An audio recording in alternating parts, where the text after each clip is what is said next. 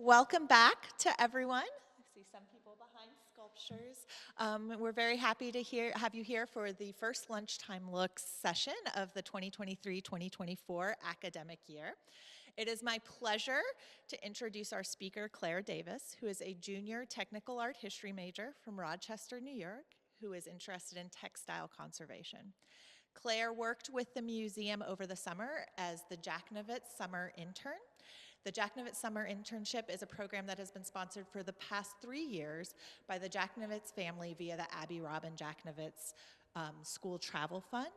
And this is an opportunity for students from across the university, but with a priority for art and art history students to get real-world experience working with museum professionals. And we are so grateful to the donors and supporters who provide these types of opportunities for our students. So we would like to thank the Jacknowitz family and the Jacknowitz Fund for bringing Claire to us, because it was a wonderful experience for us, and I hope, a wonderful experience for her, which she's going to tell us a little bit about. And she's also going to tell us a little bit about what she's learned and has some interpretations about this artwork that you see in front of you. So without further ado, I give it over to Claire. Well, thank you, Heather, for generous introduction.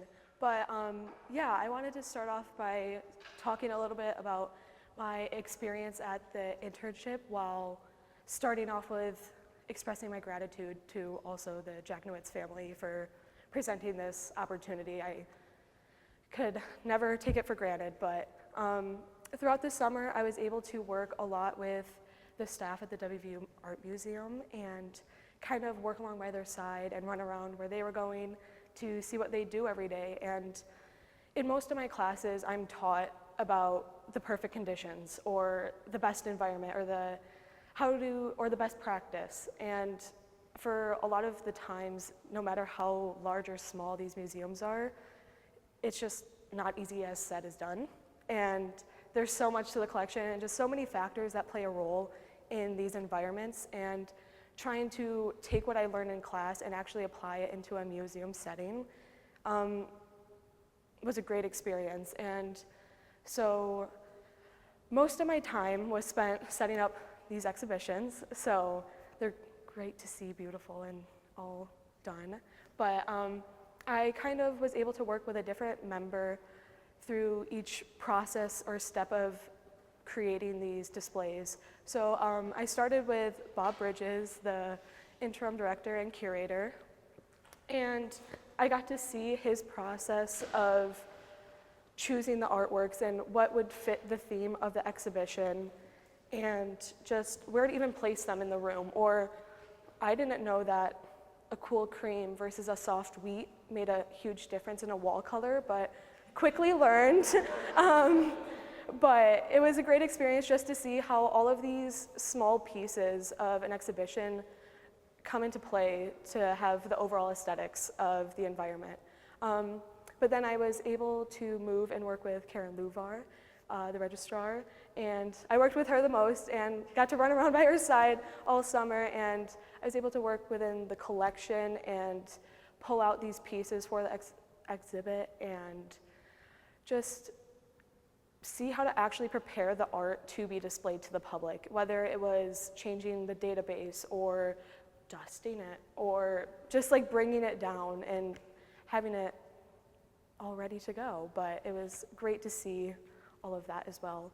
And then I kind of moved on to working with the preparator, Sam Boehm, and that's where we actually handled the art, and I learned what method of transport or how to move these walls, and I now know that you should put different wheels on the front than the back, and all these small details that really come into play that I would never think about or never be taught about in my classes, because why would you? It's like you can only gain this experience by actually doing it. So I truly feel extremely grateful to have that opportunity and see how it all works behind the scenes.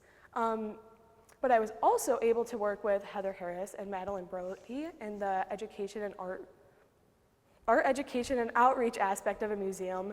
And I think in my education, I have kind of neglected this aspect of a museum. I have been more focused on the material or the condition, or just kind of left out the aspect of educating the public, which is most museums' main mission, is to spread the word and get people into the exhibition and have engaging conversations like these.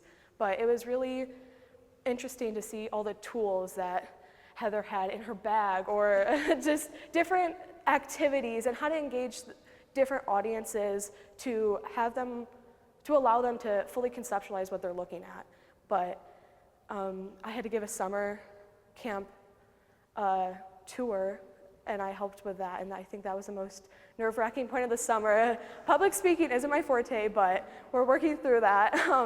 But it was a great experience to actually be with the community and sharing that information that I have collected throughout my time, not only being at the university, but as in the internship.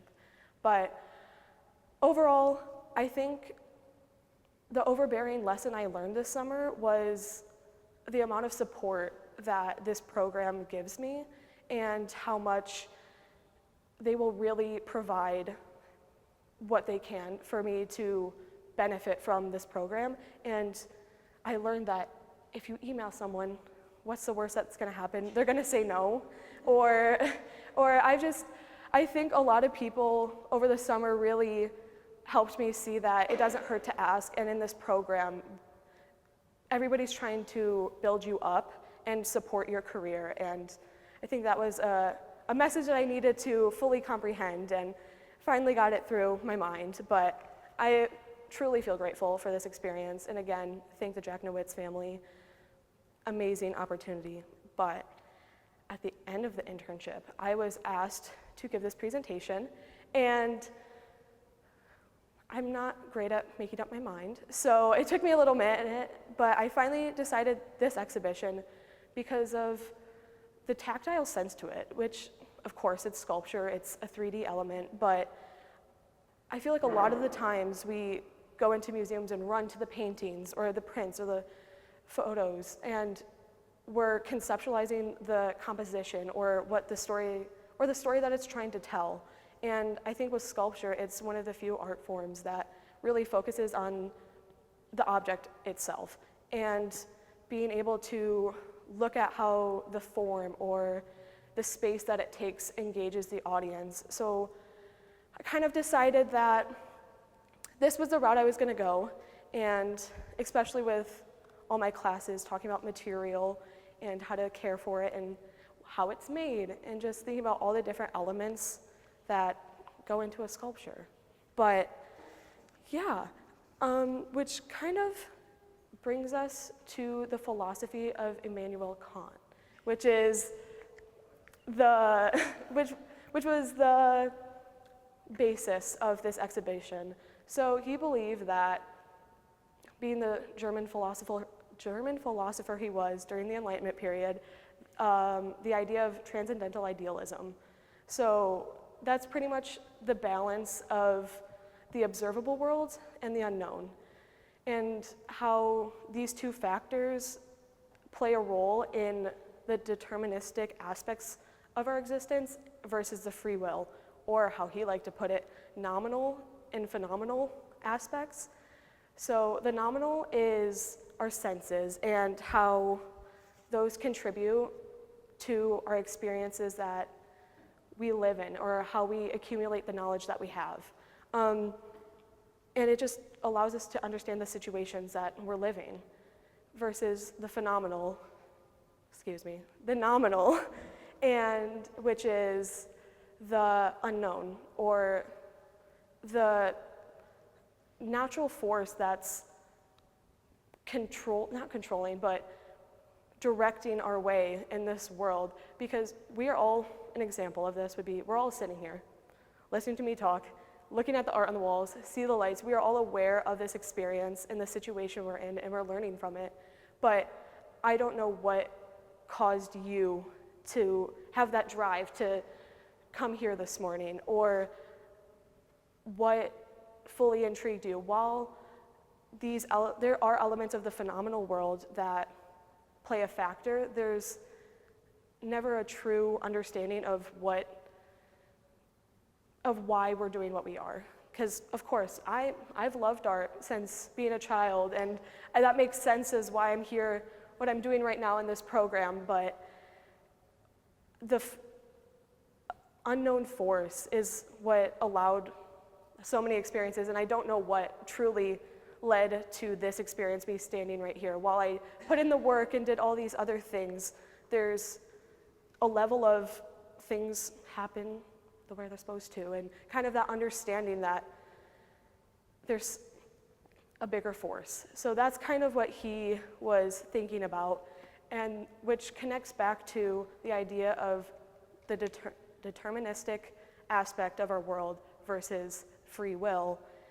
And so he believed that with those two with the balance of this, that with these two worlds and our deterministic and free will, that while we are living in a determined society, we still have free will and the choice to choose morality and be able to live in the world as we want, while also being confined to these overbearing factors. So kind of a lot, but I think it's an interesting idea that really plays into the role of sculpture, and especially this exhibit, and having things it's beyond the image of it, or it's the thing in itself, pretty much. And just that idea or philosophy being incorporated into this exhibition is kind of an interesting understanding, and it allows you to look past what you're originally seeing, which kind of brings me into David Hicks' sculpture, Golden Nucleus. I love this sculpture. I think it's amazing. I love how the light shines through it and the shadows and just every aspect of it. But before I really get going with it, does anybody want to see why or know why that it's named Golden Nucleus, or what it's trying to show? Or see? Yeah, so the first time I actually looked at this sculpture, I didn't even notice it. It's really tucked away in there is the little gold ball nucleus in the center. But I think that specific point of the sculpture is what is able to connect it to the philosophy. David Hicks, the sculptor, was born and raised in California, and he realized that in his everyday world that he really was missing the engagement with nature that he wanted, that he never inherently went outside and just was with his environment, but instead it was driving to work, and he would look outside through his window, but still he felt that there was a separation between himself and the environment through a man-made object, through the glass of the car. And kind of thinking about that in my world, I see a beautiful sunset. What's the first thing you do? Yep, pull out your phone, take a picture of it. Or I'm walking to class and my AirPods are in, and I'm oblivious of the world around me. And I feel like so many people in not only my generation, but we've kind of divided ourselves from this natural aspect of our life. And so David Hicks really wanted to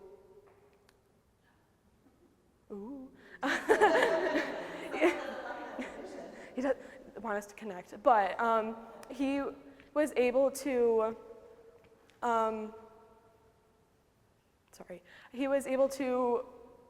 reconnect. He was able to go outside and just be within his environment and not reconnect, but find his roots again. And so on the outside, all of these shapes and forms are different native plants to California, and he would just kind of sit there and sculpt and he felt like he was forming it himself, which I think is huge when you're just have that disconnection. But I think what really connects it to the philosophy is the inside.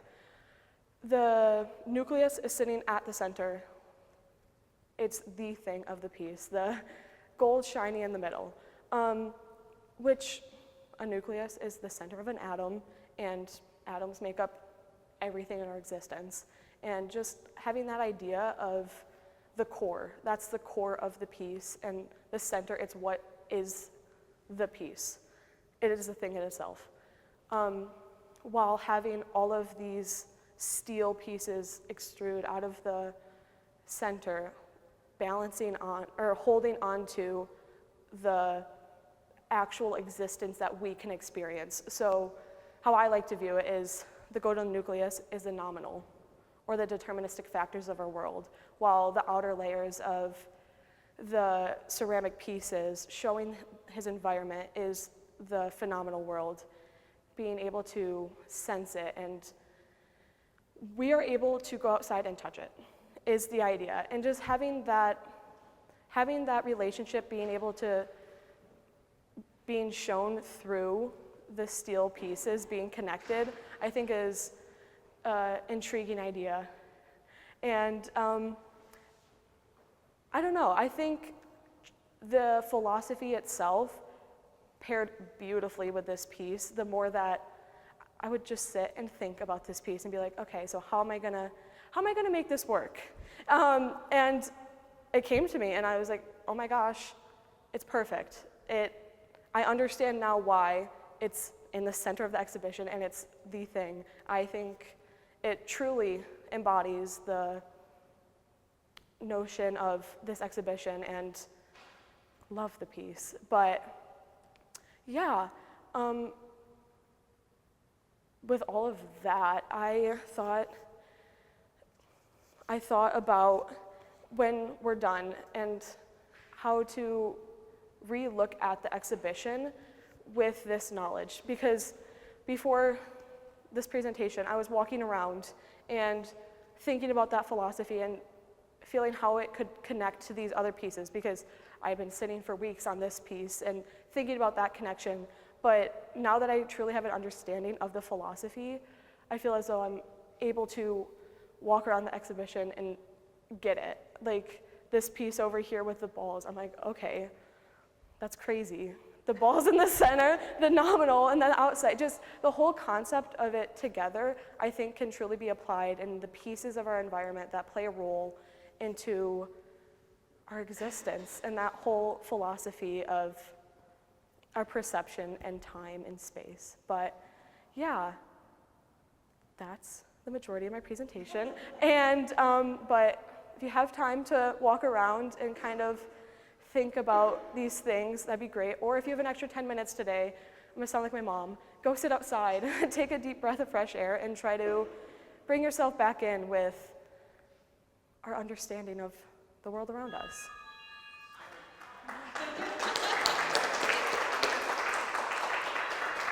So before we walk around the exhibition or go sit outside, it's a glorious day for that, we have some time to ask Claire questions, and it can be about what she's just said about this David Hicks piece or the exhibition, or about her experience in her internship. So does anyone have a question for Claire?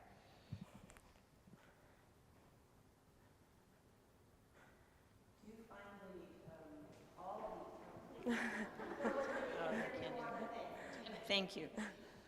The other objects in the exhibition, do you find they are expanding out from the Hicks piece, or they are in themselves the thing? I think that it's how you view it, because in my mind, Kant was looking at something and trying to understand how our perception only allows us to see that object, but that object is the thing in itself, which is kind of a weird way to put it, I feel like, because yeah, of course it's the thing, but because our senses are telling us what that thing is. But we need to almost think about the overbearing force of what the object is in itself, which is kind of hard to wrap your mind around. And I had a few days where I was like, what is that actually mean? Because that's like a big idea. That's trying to understand the things that we can't understand because our senses do not provide us that information, or we do not have the knowledge. So pretty much, I can only view this how I can. And so going around the exhibition and trying to look at these pieces building off from each other, I feel like it's more of based upon what you can see and how our senses are playing a role in that, and how perception of either the artist or the work itself has a quintessential role in that perception and understanding of the object.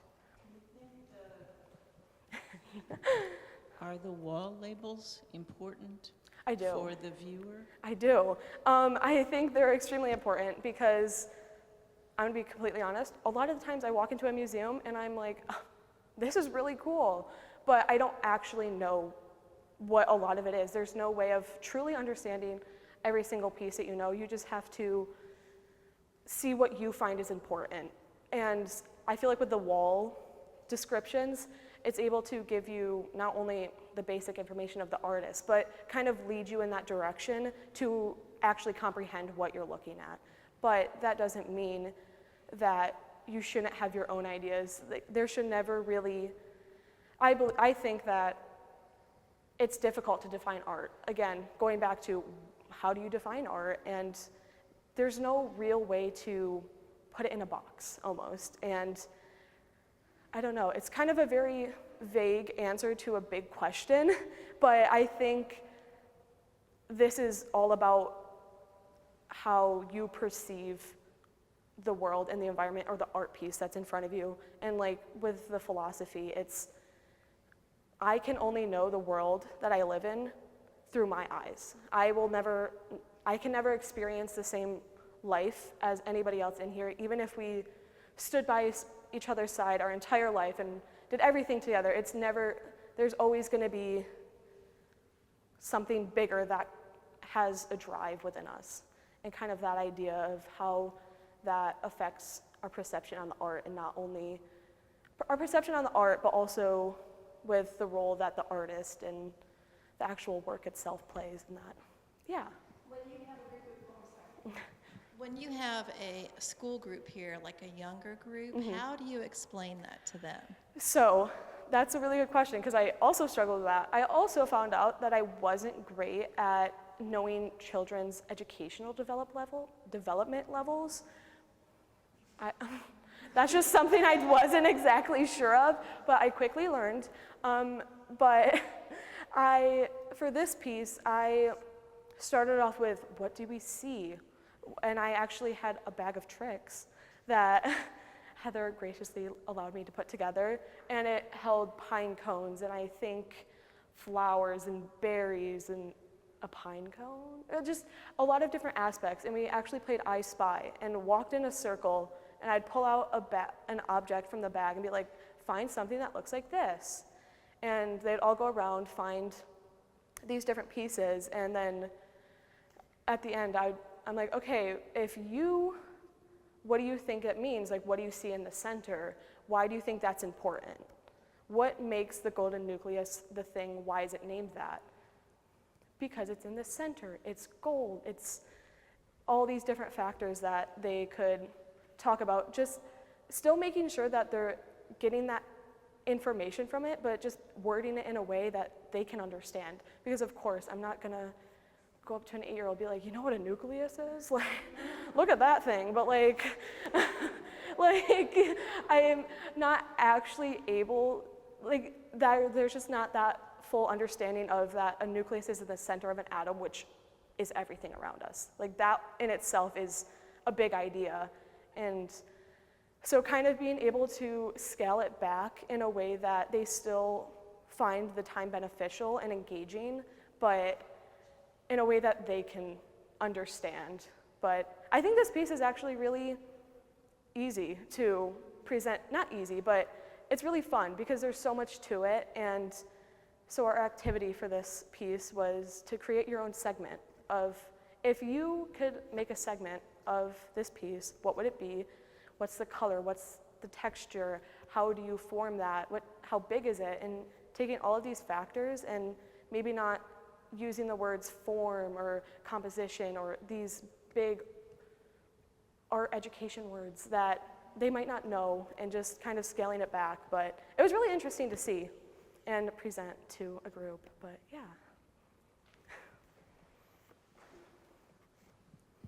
This is a much more pragmatic question. Okay. How is a piece that presumably is very fragile transported and stored? So I actually had a piece in my presentation about this and completely skipped over, but it was crazy because it's heavy, because it's made out of steel, and then all of these pieces are not attached. They're just kind of delicately sat into place and then somehow being held by the plastic pieces that keep it in there. But it was a little scary. This was the one I was most nervous about. And so what we did, it comes in a big crate, and it's ratchet strapped through the middle and onto a skid, which is like the wood piece underneath. And so we were able to put the entire skid and object, which was strapped onto it, onto like wheels, a dolly, and use the elevator to bring it down. But the more concerning part is taking it off of the wood piece. So we had to unstrap it, pick it up from inside of the steel pieces, and make sure we had it all, and just lift and go for it. So it was me, Karen, Bob, and Sam, the power team of the summer, and we did it very smoothly, but we were all kind of worried about how it was actually going to get into place. But that was something that I honestly found really beneficial throughout my time, because I don't know how to do that. I didn't know how to properly handle art before having this experience and learning how to not only transport this piece or display it, but like the piece in the front that's hanging from the ceiling, and those endeavors, and just trying to see how everything's put together and thinking about how you actually get something into the space is kind of interesting, and like in art in itself. But yeah, it was really fun.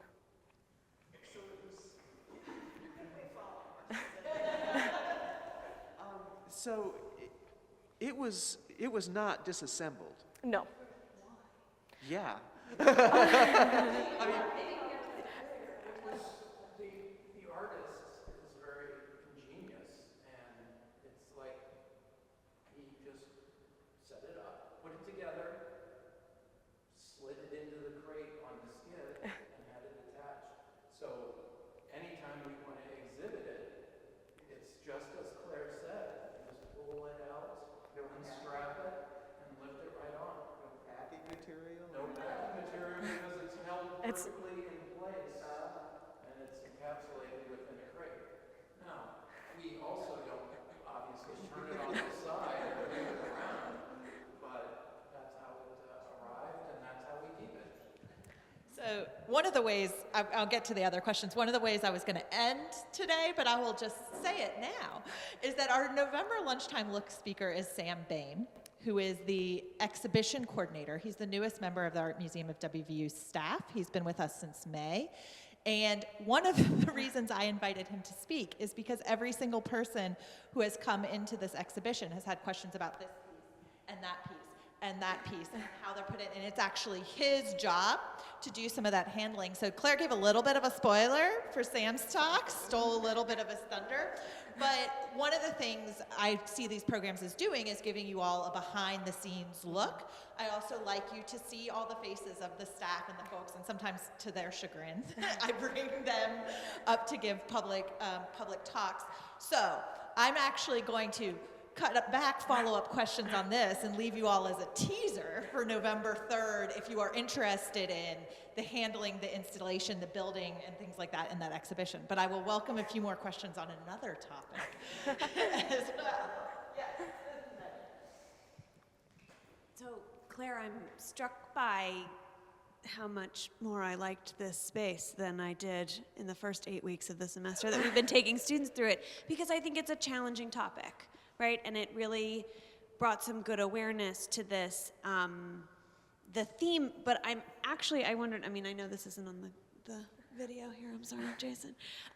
But we have a new piece in the collection, right? The Marie Watt piece after she came. And so I wondered if you would tell people about this piece, because I think it's a nice kind of parallel on this topic, actually, and if you see it as linked to this broader theme in a way. And so I'm talking about this ancestor piece behind us. So, like Professor Light said, Marie Watt came, I think, last year and gave a visiting artist lecture and installed upstairs a lot of her works, and with the pendant, the ancestor pendant behind us, along with a lot of her blanket installations, which she collected people's childhood or Afghans or quilted blankets that have come through generations or through families, and displayed them in a tower almost.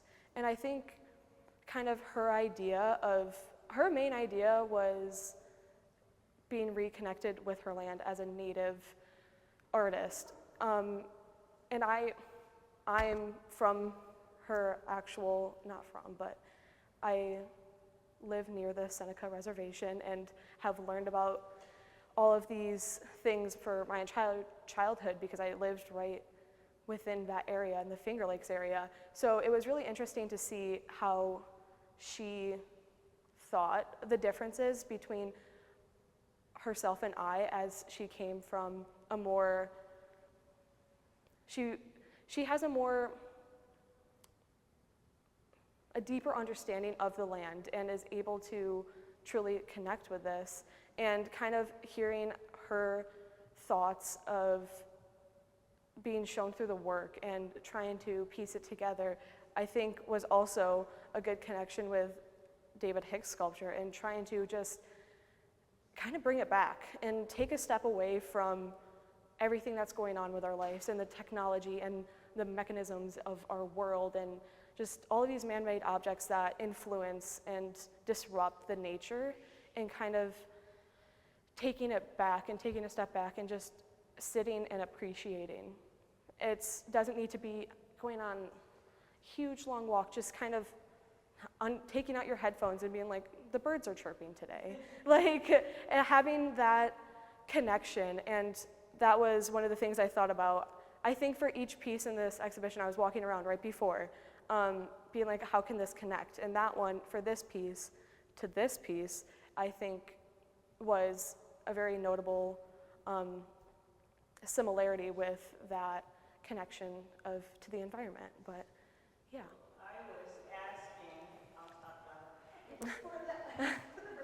I was asking about the wall label because I hadn't read that wall label before, and it's enlightening. I mean, it is stunning. And in some ways, I mean, it helping me to understand what's going on. In some ways, the details she says about this piece could apply, as you say, to but I have to confess, I never saw the gold deal in the middle before. And that's, I think that I'm very glad I had this opportunity to truly share what I've learned about this piece, because I really do walk into museums and I'm like, that's really cool, but I don't know what this is. I don't know the artist, and because museums are a lot. There's a lot of information and it can become overwhelming and scary. So I think Heather's kind of aspect of it is to not make it as overwhelming and scary, but also having just these small descriptions, being able to lead you in the right way to understand. And I think within an exhibition, it's like the front description, having that kind of overbearing idea in your head, and then going through and reading the different descriptions, and even some that don't have the descriptions, you can kind of piece together what the curator was thinking about and how they pieced it together. Because if I walked into this exhibition, the thing in itself, I'm like, oh, it's sculpture, like really cool, and like you can read, but the more you are able to like engage with the actual art and the space, it really results in a crazy understanding. But yeah, I really enjoy seeing all these works come together and have a. I just have another question about how the museum acquires these pieces. I know this is you, Bob, but like I know some are gifts. This is Yeah. a gift from Mickey Van Wyck, but like where does all this stuff come from? So I had a lot of questions about this over the internship because I really wanted to try to learn about not only grants and funding, because that is such an important aspect of a museum that I don't have a class for. So I try to take this opportunity to ask as many questions. So thank you, Karen, for answering them. But I feel like a lot of this work, either donors that have come from the museum or support the museum that either just donate artworks that they had lying around or that they found, or like, hey, look at this. But also there's specific funds for the museum that are set aside to add artworks into the collection. So Bob has his connections and knows all of his people, and We have a collection committee. yes, and a collection committee. Yes, a collection committee, but a lot of different factors and people that come together and search for what they want to bring in. But I think within this museum specifically, a lot of the time it's our main focus is prints, because we have limited storage space, and those can easily be stored, and there's a lot of, it's more accessible to the size of this museum and being able to hold on to it. But I learned a lot about that this summer, and it was very interesting to see the process and or loaned artwork, because the Nina Chanel Abney upstairs is loaned work, and working through all those paperwork and working with her people and working on this side and seeing the actual conversations to get everything in is wildly fascinating, and just seeing all that aspect. But there's a lot of different ways that the objects in here can be collected. But yeah. Okay. So I think that we'll wrap up there. So I want to thank Claire again. I think in this moment where there have been a lot of questions about purpose and value at the university, I think what Claire has said and shown you has shown you our purpose and our why to give these kinds of experiences to students, and to have them come out of it able to articulate passionately about various career paths in the arts. So I'm so grateful to Claire for how enthusiastically she took that on. I'm also so grateful to our museum supporters and donors who make those opportunities possible for students, especially in trying times. We rely on you to continue to support students like Claire, so thank you all very much. Sorry. As we move forward, like I said, our next iteration of Lunchtime Looks will be on November 3rd, and that will be a chance for you to meet the newest museum staff member, Sam Boehm, and tell you a little bit about some of the mysteries of how these things get here. I won't tell him too much that you spoiled his someone should come in who is here today and talk all about the way that this was up here and blow his mind. He's homesick today. So that'll be November 3rd at noon here. And then November 5th, we have our annual Fall Family and Community Day from 2 to 4. So if you have young people in your life who would like to engage with the art creatively and with some hot chocolate in our education center, we'll be happy to have you there. Until then, thank you for being here and continuing to support the Art Museum of West Virginia University.